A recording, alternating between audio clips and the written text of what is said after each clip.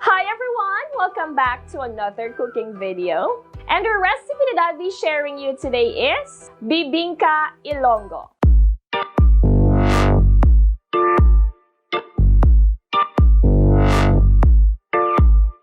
Yes, that's right. So today, I will be sharing with you an Ilonggo version of Bibingka, or in Iloilo, we call it Bingka. The recipe for Bibingka Ilonggo is quite simple, yet delicious. And in order to make it even more delicious, we will be adding this Alaska Classic Evaporated Filled Milk. This will not only make your recipe delicious, but absolutely healthy. Why? Because it has 20 plus essential nutrients, rich in vitamin A and C, and a good source of zinc. So if you wanted to learn how to make Bibingka Ilonggo style, please keep on watching. Here are the ingredients that you need. Rice, young coconut meat, sugar, egg, and Alaska Classic Evaporated Filled Milk.